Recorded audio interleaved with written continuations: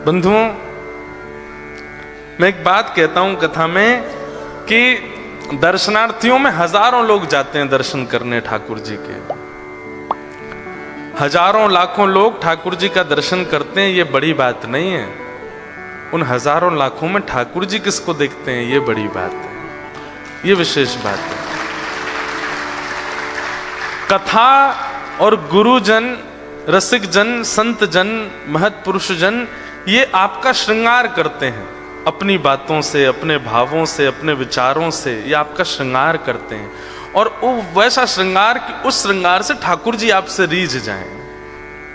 हमारे ब्रज के संत हों, हमारे भारत के ऋषि हों, हमारे भारत के कथा वक्ता हों, वे अपने भावों से, विचारों से आपका श्रृंगार करते हैं, ताकि उस श्रृंगार को करके आप जब हृदय लेकर के ठाकुर जी के सन्मुख जाओ तो भले ही लाखों की भीड़ हो, लेकिन ठाकुर जी आपको देख लें, ठाकुर जी की दृष्टि आप पर पड़ जाए। मीराबाई ठाकुर जी को नहीं देखती थी, ठाकुर जी मीराबाई को देखते थे। पूरी दुनिया ठाकुर जी को देखती, पर ठाकुर जी सूरदास को देखते थे। पूरी दुनिया ठाकुर जी को देखती, पर ठाकुर जी कुम्भनदास को देखते थे। एक हमारे श्री गौड़िया वैष्णव परंपरा के एक अद्भुत महापुरुष हुए श्री माधवेंद्र पुरी दास। आप जगन्नाथपुरी जा रहे थे, तब जगन्नाथपुरी के मार्ग में ही एक सुंदर स्थान पड़ा, गोपीनाथ भगवान का मंदिर। बंगाल में या उड़ीसा में श्री गोपीनाथ जी का वो स्थान है। वो गोपीनाथ जी बड़े अद्भुत हैं।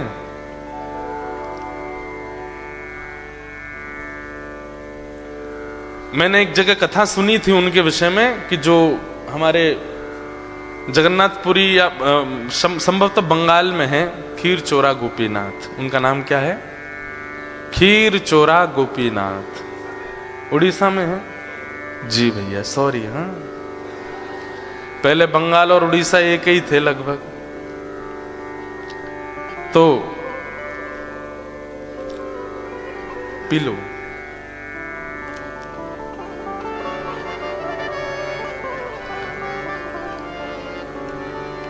उड़ीसा में खीर चोरा गोपीनाथ, पहले उनका नाम केवल गोपीनाथ था। और ऐसी कथा बताते हैं कि जब प्रभु श्री राम वनवास के लिए जा रहे थे तो एक स्थान पर जाकर के एकांत में ठाकुर जी बैठते थे थोड़ी देर। तो किशोरी जी ने एक बार जिज्ञासा की कि आप क्या ध्यान करते हो, मतलब सीता जी ने। तो ठाकुर जी बोले कि मैं द्वापर में जो प्रकट होने वाला मेरा स्वरूप है उसका चिंतन करता हूं। तो सीता जी बोली हमको भी दर्शन कराओ, वो द्वापर का स्वरूप आपका कैसा होगा। तो राम जी बोले समय आने पर कराएंगे। तो राम जी रोज एक गुफा में जाते, वहां मना कर रखा था ना तो लक्ष्मण जी आना ना सीता जी आना, और एकांत में बैठ के राम जी अपने हाथों से ही ठाकुर जी का स्वरूप बनाते, अपना ही स्वरूप बना रहे थे द्वापर का। कहते हैं कि वही राम जी के द्वारा प्रतिष्ठित प्रकट स्वरूप वही गोपीनाथ जी हैं। उस रूप को देख करके सीता जी इतनी भाव विह्वल हो गई कि राम जी बगल में खड़े हैं, राम जी से कभी दृष्टि हटती नहीं थी सीता जी की, लेकिन गोपीनाथ जी का रूप देख करके सीता जी बोली आपसे ज्यादा प्रिय तो ये लग रहे हैं, कृपा कीजिएगा कि हमको भी अवसर मिले द्वापर में। बोले कि आप तो श्री जी बन के आओगे ही, आपको तो आस्वादन होगा ही इस स्वरूप का। इतना सुंदर मधुर स्वरूप है ठाकुर जी का। तो माधवेंद्र पुरी दास जगन्नाथ दर्शन करने के लिए जा रहे थे। मैं ये बता रहा हूं कि ठाकुर जी लाखों की भीड़ में किसको देखते हैं।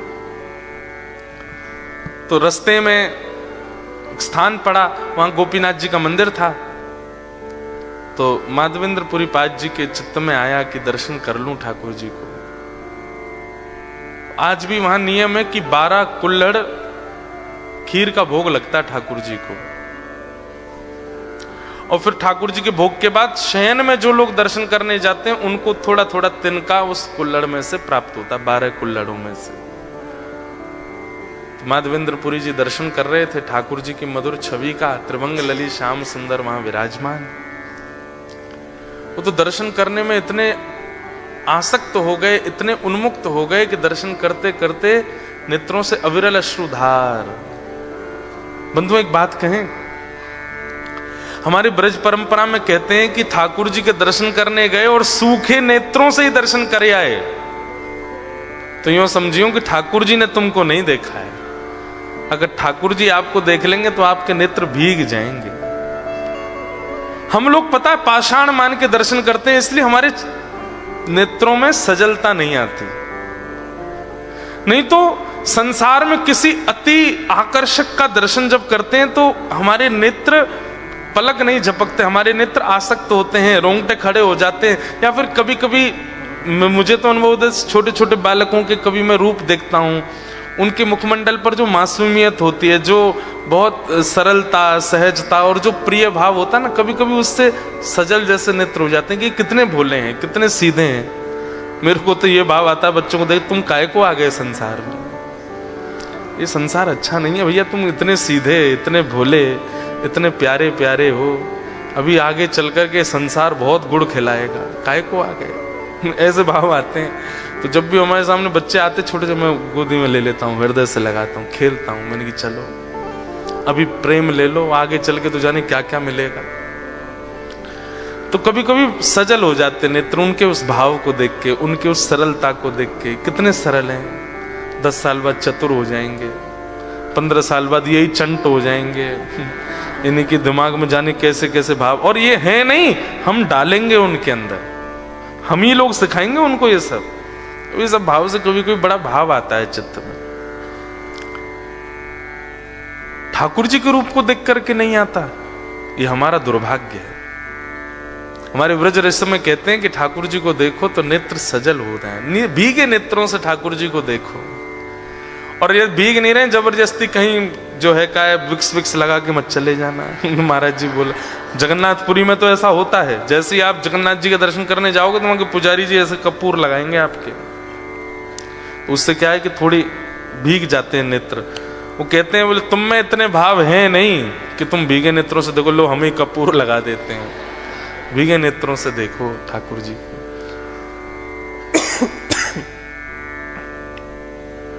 कुम्मनदास जी कहते हैं नयन भर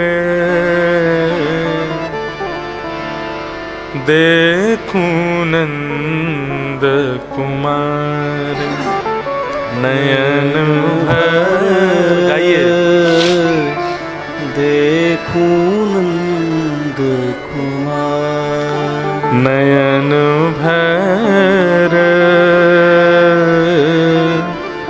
देखूं नंद कुमार, नयन भर देखूं नंद कुमार। जब नेत्रों में भर के श्याम सुंदर को देखते हैं तो क्या होता है? ता दिन ते सब भूल गए हूँ, ता दिन ते सब भूल गई हूँ, बिसरोपन परिवार, बिसरोपन परिवार। खुद को भूल गए, परिवार को भूल गए, सब कुछ भूल भाल गए। भैया ऐसा कभी दर्शन हो जाए ना आपको, उस दिन नाच लेना जोर से, उस दिन ठाकुर जी ने आपको देखा है। जब याद है कि मैं कौन हूं, कहां से आया हूं, कौन कौन आए हैं संग में, तो समझो कि अभी ठाकुर जी ने देखे ना आए हम। लेकिन जातन भूल भाल गए, बिल्कुल भूल गए कौन मैं, कहां से आए, क्या। एक क्षण के लिए, एक मिनट के लिए, लंबे समय के लिए नहीं होगा, एक सेकंड के लिए होगा कि सब शून्य हो जाएगा, जीरो, दिमाग में कुछ पता नहीं रहेगा क्या हो रहा है। उस समय समझना ठाकुर जी की दृष्टि पड़ी है। नयन भर देखूं नंद कुमार, नयन भर देखूं नंद कुमार। और फिर उसके बाद क्या होगा? जिस दिन ऐसा दर्शन होगा उस दिन आपसे सब कहेंगे चलो भैया आगे चलो, निकलो, चलो मंदिर से बाहर चलो। तो फिर स्थिति क्या होगी? बिन देखे हो विकल भई हूँ, ओ बिन देखे हूँ विकल भई हूँ। अंग अंग सब बार, अंग अंग सब बार। कुंभन दास प्रभु गोवर्धन धर। ओ कुंभर दास प्रभु गोवर्धन धर। मिल्यो बहुरी री माय, मिल्यो बहुरी माय। नयन भर देखूं नंद कुमार।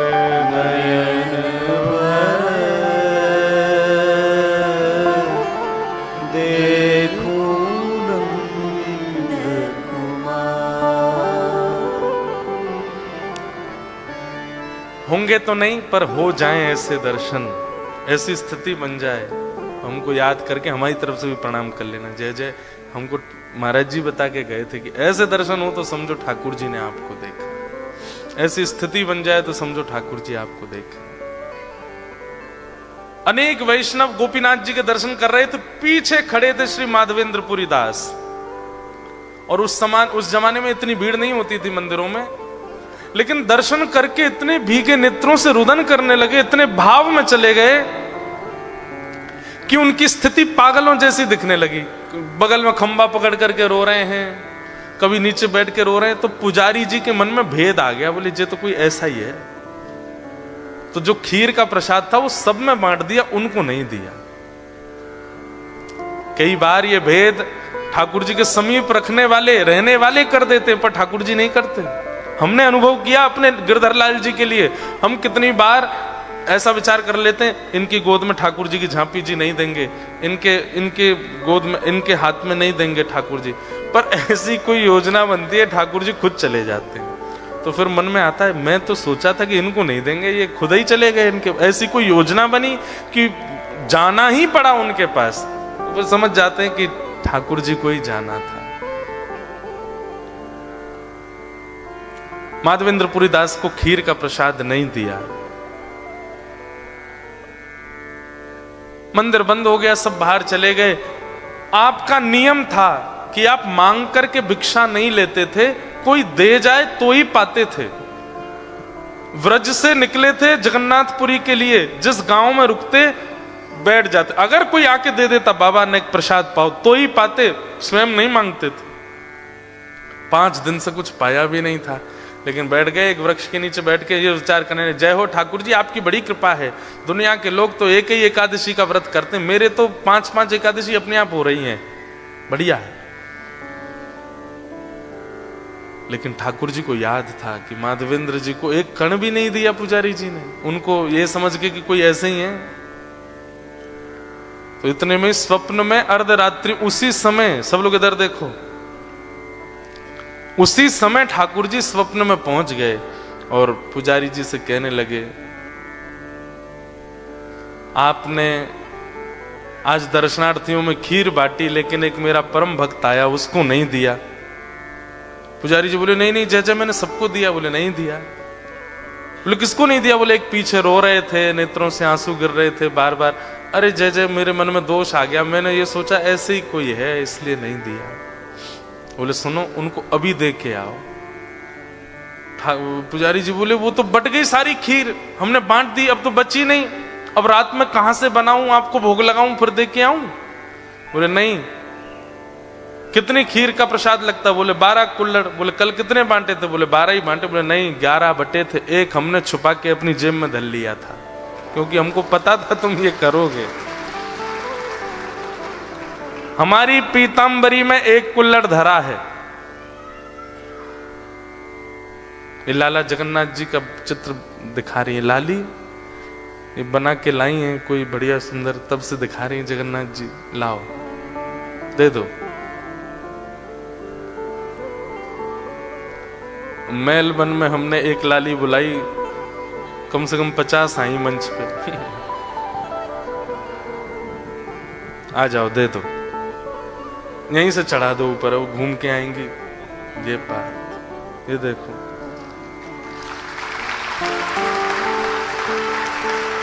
वाह, बहुत सुंदर। आद्या, ठीक है। तो गोपीनाथ जी बोले पुजारी जी से, बोले मैंने अपनी पीताम्बरी में छुपा रखी है एक खीर प्रसादी, दे के आओ। अर्धरात्रि में पुजारी जी उठे, नहाए धोए, जैसे ही मंदिर में भीतर जाकर के देखा तो ठाकुर जी की पीताम्बरी जैसी टटोली, तो यहाँ पीताम्बरी में बांध रखी थी ठाकुर जी ने एक कुल्हड़ अपने। पुजारी जी के तो नेत्र सजल हो गए, बोले जय जय क्षमा प्रार्थियों, और आपके प्रेम वत्सल प्रेम भाव पे तो न्योछावर हैं, कितने आप ध्यान रखते हो सबका। लेकर के वो खीर प्रसादी दौड़ करके गए बाहर। ये लीला ठाकुर जी कितनी बार कर चुके हैं अपने भक्तों को प्रसाद पवावे की। वास्तव में ये इतने बढ़िया बढ़िया 56 भोग ठाकुर जी खुद थोड़ी पाते हैं, इनको इस बात में सुख मिलता है, बनाओ मेरे सामने धरो फिर सब में बांटो। जब आप खाते हैं ना, आप पाते हैं, तब ठाकुर जी को अच्छा लगता है। देखो कितनों स्या के पारो है, कितनों खुश है रो पाते समय। और जब जब आप प्रसाद पाते हैं तो फिर आपके पाप भी, ठाकुर जी प्रसाद रूप में ही भीतर प्रवेश करके आपके विकारों को दूर करते हैं। लेकिन कब? जब कोई व्यक्ति प्रसाद मान के ही पावे। ये सोचता है रोटी पा रहे हैं। एक तो हमारी एक बात सुनिएगा, सिडनी वाले जितने भी आगे से पीछे तक सब लोग, आज के बाद कभी ये शब्द प्रयोग ही नहीं करना कि खाना खा लीजिए, खाना बना है, खाना बना रहे हैं। सदैव क्या कहना है? भोग बना रहे हैं। क्या बना रहे हैं? और जब ठाकुर जी को लग जाए तो उसके बाद प्रसाद पा लीजिए। क्या पा लीजिए? हाँ, कि खा शब्द का प्रयोग नहीं करना है। खाना खा लीजिए, पा लीजिए। क्या बोलना है? आपको पता है ये कितना बड़ा अपराध है? ठाकुर जी के प्रसादी को खाना बोलना या किसी व्यंजन से उसका उच्चारण करना, एक प्रकार से उस प्रसाद का प्रभाव उसी समय समाप्त हो जाता है। आपने किसी को कहा ठाकुर जी की प्रसादी मठरी है, उसको भले ऐसे बोल दो प्रसादी मठरी पालो, प्रसादी रबड़ी पालो, प्रसादी खीर पालो। प्रसादी शब्द जब नहीं प्रयोग करते हैं ना, खीर मतलब वस्तु भाव रखते हैं, वस्तु भाव रखते ही उससे प्रसाद का असर खत्म हो जाता है। तो सामने वाला व्यक्ति किस रूप में पाता है? चीनी बहुत अच्छी डाली आपने, इसमें दूध तो बहुत अच्छा है, अच्छा चावल बासमती प्रयोग किया आपने। अरे चावल, दूध, चीनी ये सब वस्तु हैं। ठाकुर जी के सामने धर जाने के बाद में वो प्रसाद है, उसको आप अलग अलग व्यंजन के नाम से नहीं बुला सकते। आप मंदिर गए थे, केला दिया पुजारी जी ने जैसे प्रसाद, तो आप ये नहीं कह सकते पुजारी जी सेब दे दो, केला दे दो। नहीं, प्रसाद दे दो। या फिर ऐसा कहते केला प्रसाद दे दो या सेब प्रसाद दे दो। प्रसाद बोलना है। चैतन्य महाप्रभु इतने ध्यान रखते हैं इस भाव में, वो कहते हैं कि प्रसाद माने श्री कृष्ण, उनको आप व्यंजन कैसे बोल सकते हो? अब कोई व्यक्ति काला है और उसका नाम माधव है, और आप उसके पास जाके माधव ना, वो एक कालिया इधर आ, कितना विचित्र लगेगा उसको। अरे भाई मेरा नाम है, माधव हूं मैं। ऐसे ही जब ठाकुर जी के सन्मुख वस्तु पधरा दी जाती है ना, तो वे सौभाग्य चाहते हैं। फिर आप चावल को चावल बोलते हैं तो चावल को बड़ी तोहिन लगती है अपनी। अरे मैं प्रसाद बन गया हूं, तुम अब भी मुझे चावल बोल रहे हो। रोटी को रोटी बोलते हैं, रोटी को बहुत बुरा लगता है। और जब व्यंजनों को ही कष्ट होता है, वो व्यंजन भीतर जाकर के सुख कैसे देंगे? वो पेट खराब ही करते हैं, फिर वो हृदय गति को खराब ही करते हैं। हमारे भारत वृंदावन में आप जाना कभी, जितने भजनानंदी महात्मा है ना, सबकी 500 होगी शुगर, सबकी शुगर इतनी बढ़ी हुई है, लेकिन फिर भी देखो चकाचक पाते हैं। आप कहोगे महाराज जी शुगर बढ़ रही है इतना, बोले तुम प्रसाद के लिए मना कर रहे हो? ये प्रसाद है, ये हमारा अनित नहीं कर सकता। और कितने महापुरुषों को हमने देखा खूब 90-90 वर्ष के होके गए, चकाचक पाके गए। क्यों? क्योंकि उन्होंने उसके प्रति मिठाई का भाव नहीं रखा, चावल का भाव नहीं रखा, खीर का भाव नहीं रखा, प्रसाद का भाव रखा।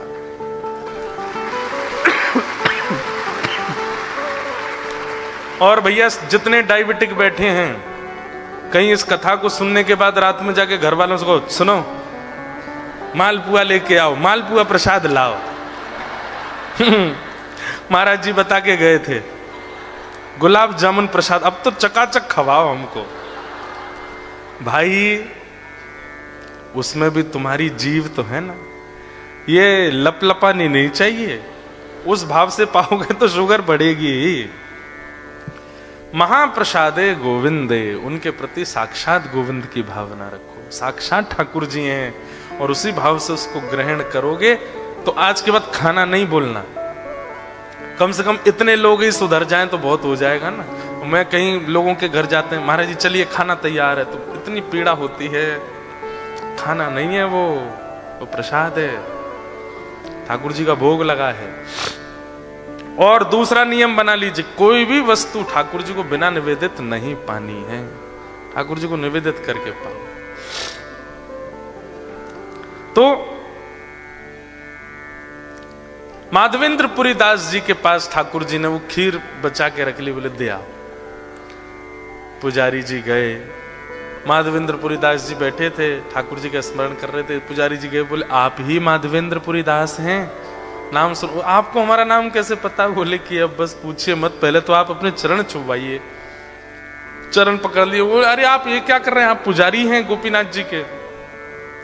पूरा वृत्तांत बताया।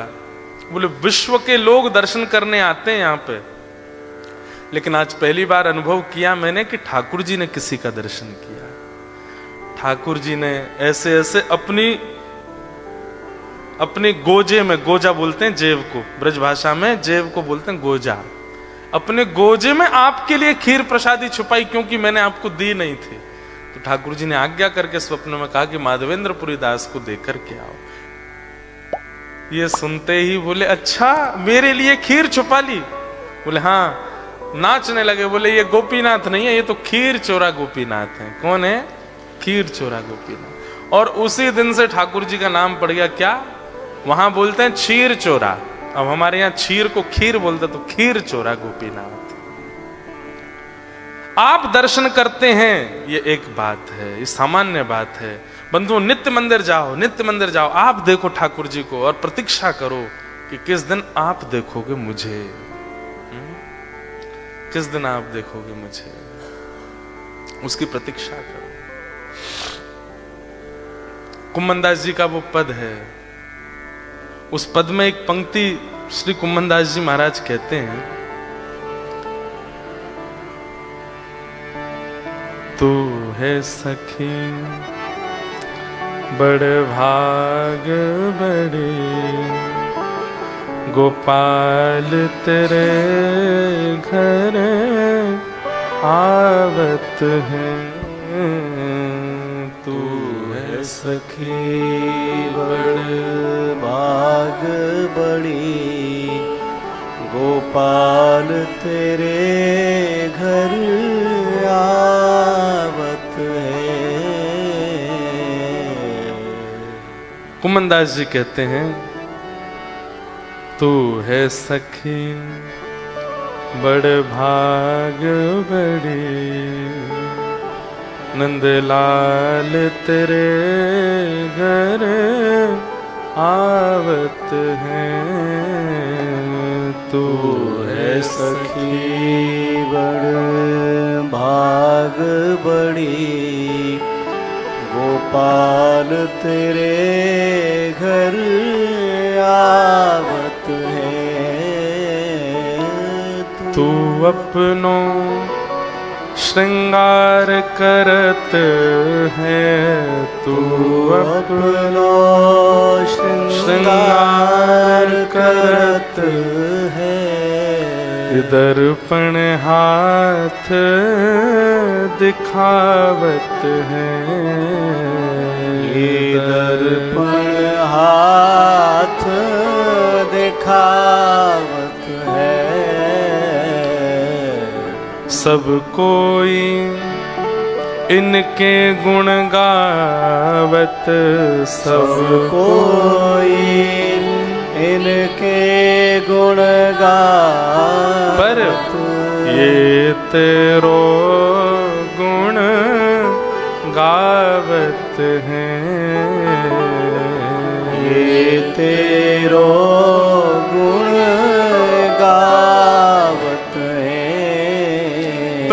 तब जानो ना कि आपने प्रस्तुत किया और सामने वाला उसको स्वीकार करके अब वह भी प्रस्तुत करे। आपने प्रस्तुत किया, उसने स्वीकार किया, ये प्रेम नहीं है, पर उसने स्वीकार करके उसने भी प्रस्तुत किया, वो प्रेम है। अभी क्या होता है कि हम प्रस्तुत करते हैं, ठाकुर जी स्वीकार करते हैं, हम प्रस्तुत करते जा रहे हैं, ठाकुर जी स्वीकार करते जा रहे हैं, पर ठाकुर जी का रिवर्ट अभी तक नहीं आया है। जितने भी रसिकों की आपने लीलाएं, चर्चाएं, कथाएं सुनी है, उन सबको रिवर्ट आया है, हमारा नहीं आया अभी तक। उसकी प्रतीक्षा करोगे ठाकुर जी, अब आप कब करोगे?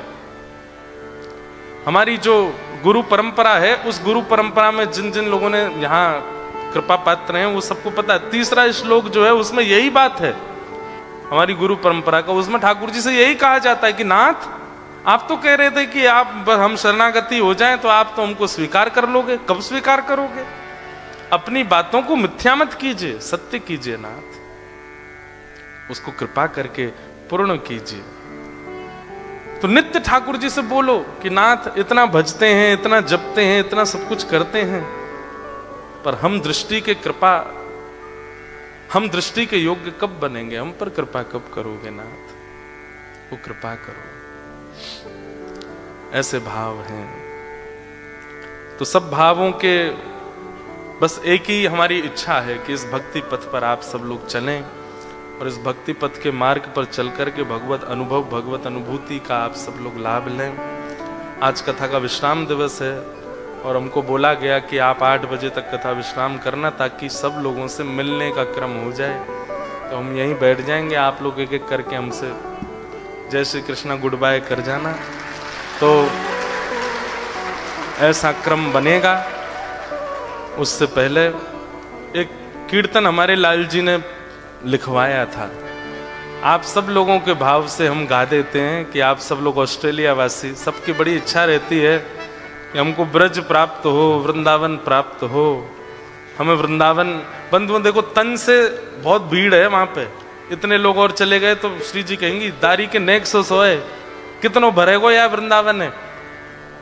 कई वृंदावन के लोग तो मेरे पीछे पड़े हैं, बोले आप ही वृंदावन की कथा सुना सुना के इतनी भीड़ करवा रहे हो यहाँ पे। तो हम तो एक ही बात कहते हैं, तन व्रज में रहे वो आवश्यक नहीं, मन में व्रज रहे। आप लोग ऑस्ट्रेलिया में रहते हैं, जल्दी ही भक्ति पथ व्रज यहाँ स्थापित होगा और फिर तो ब्रज यहीं सिडनी, मेलबर्न जहाँ पे भी बनेगा वहीं आपको अनुभव हो जाएगा।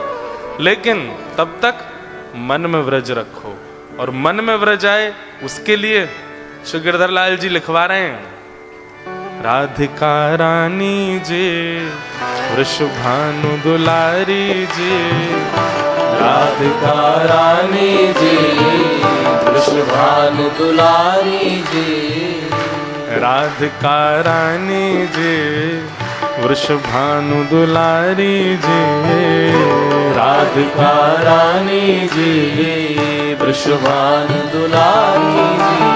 ओ सुन लो अरज हमारी हमारी, रहूं ब्रज रज को पासी पासी, ब्रज रज को पासी, उपासी, रहूं ब्रज रज को पासी पासी, ब्रज रज को पासी। भैया आप सिडनी में ये कथा विश्राम हो रही है, लेकिन बहुत जल्दी पुनः सिडनी आना होगा। और सुनो बात एक सुनो, अगली बार 3 दिन के लिए नहीं 7 दिन के लिए आएंगे, और पूरी भागवत की कथा और साथ में श्री गिरधर लाल जी के उत्सव होंगे। कथा होगी, कथा के बाद उत्सव हुआ करेंगे। किसी दिन ठाकुर जी का फूल बंगला, किसी दिन हिंडोला, किसी दिन दधी कानो, सबको दही में नवा देंगे। ये सब उत्सव जो भारत में जैसी कथा होती है वैसी कथा यहाँ पर करेंगे। तो आप सब लोग बस प्रतीक्षा करिएगा। अभी कल और परसों 2 दिन के सत्र और ऑस्ट्रेलिया में है, कैनबरा में, और उसके बाद फिर 1 दिन के लिए कनाडा, और 1 तारीख से फिर भारत के दिल्ली में कथा है।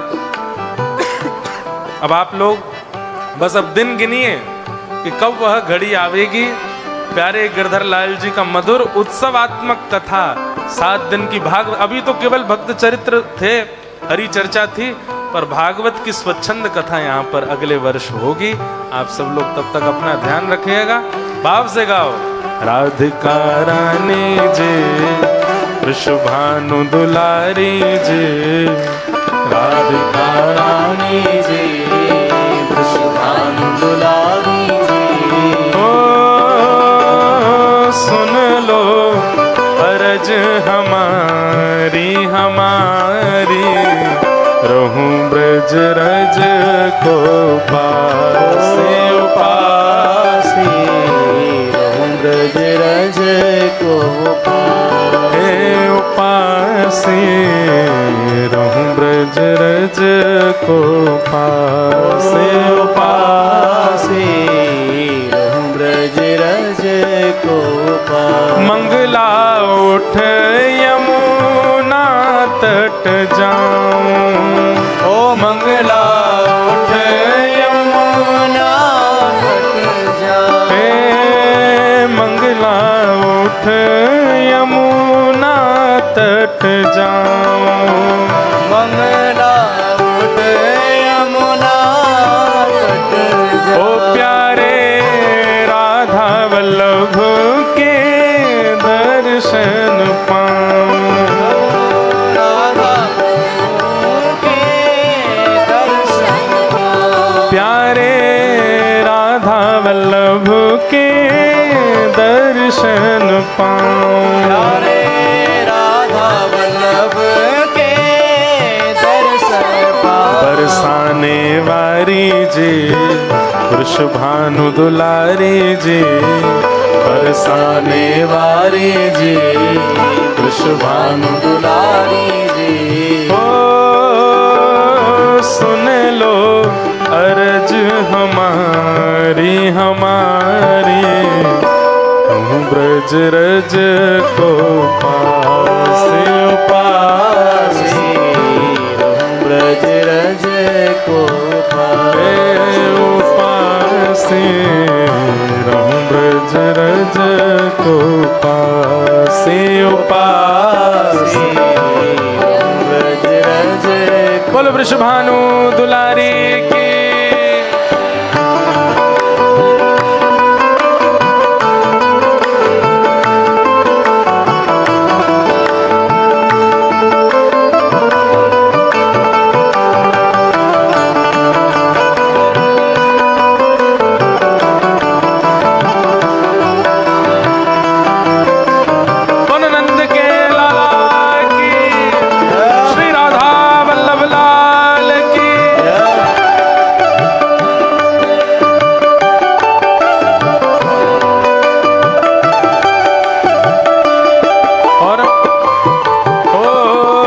ब्रजवासिन के मधुकरी पाऊं, ब्रजवासिन के मधुकरी पाऊं। हाँ ब्रजवासिन के मधुकरी पाऊं, ब्रजवासिन के मधुकरी पाऊं। ओ प्यारे राधा रमण संग नैन मिलाऊं, प्यारे राधा रमण संग नैन मिलाऊं। ओ प्यारे राधा रमण संग नैन मिलाऊं, प्यारे राधा रमण संग नैन मिलाऊं। ओ महलन वारी जी सुनो अर्ज हमारी जी, ओ महलन वारी जी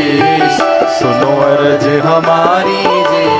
ओ सुन लो अर्ज हमारी हमारी, रहूं ब्रज रज को पासे उपासी, रहूं ब्रज रज को पासे उपासे, रहूं ब्रज रज को पासे उपासी, रहूं ब्रज रज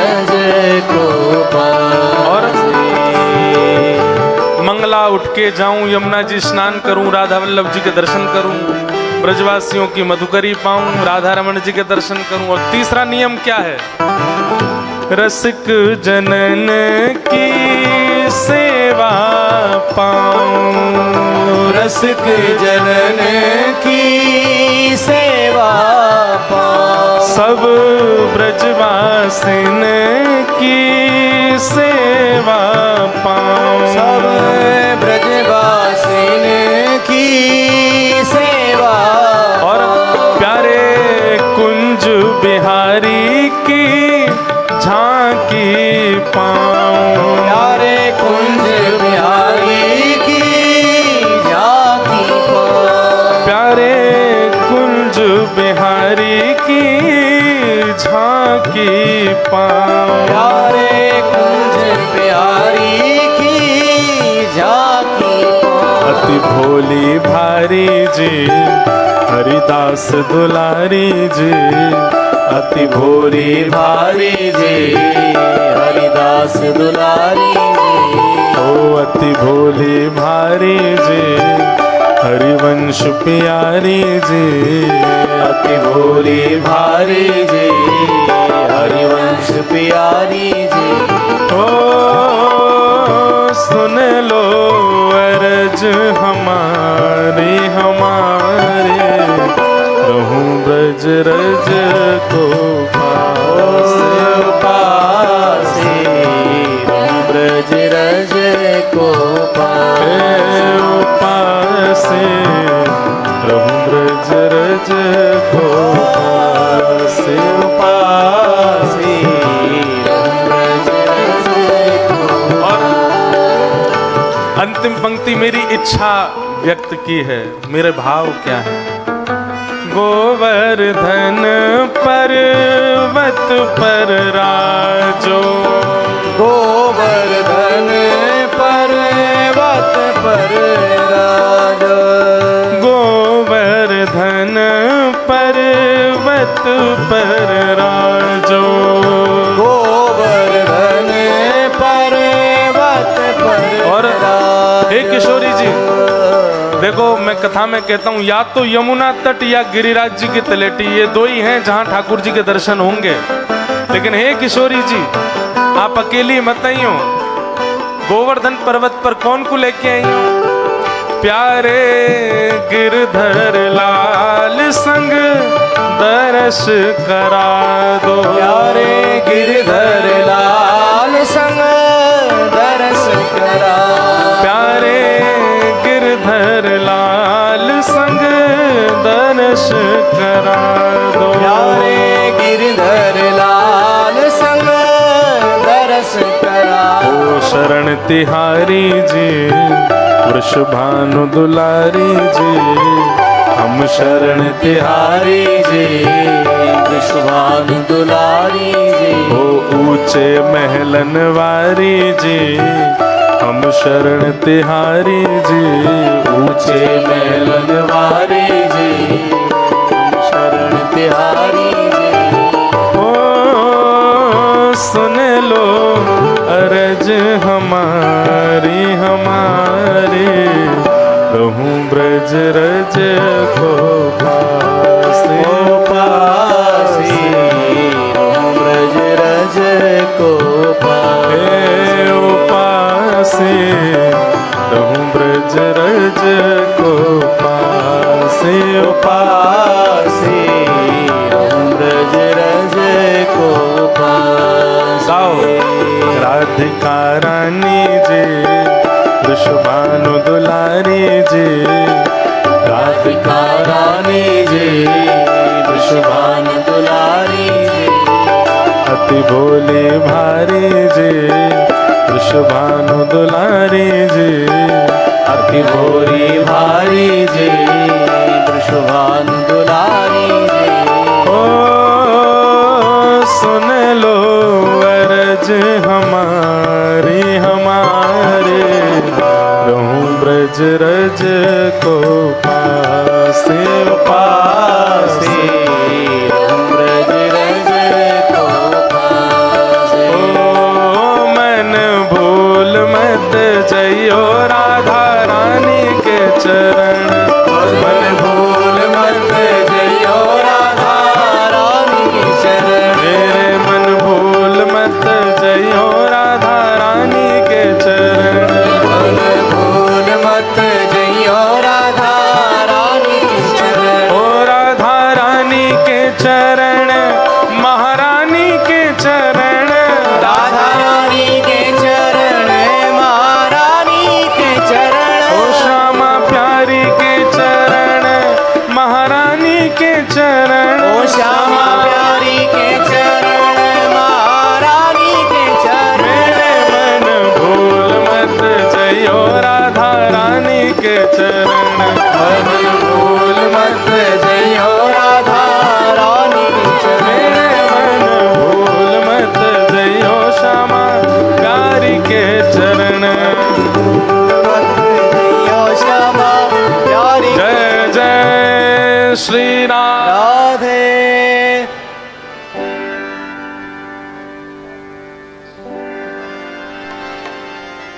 करके इशारों बुलाए गई रे करके इशारों बुलाए गई रे करके इशारों बुलाए गई रे करके इशारों बुलाए गई रे कौन बरस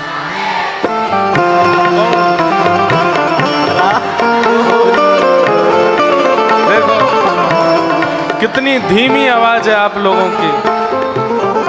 ये ऊंचा हॉल है ना, यहाँ थोड़ी थोड़ी आवाज सुनाई नहीं देती, नहीं जोर से बोलना पड़ेगा। हाँ करके इशारों बुलाए गई रे करके इशारों बुलाए गई रे करके इशारों बुलाए गई रे करके इशारों बुलाए गई रे कौन बरसाने की छोरी राधा गोरी गोरी बरसाने की छोरी राधा गोरी गोरी ओ जो कान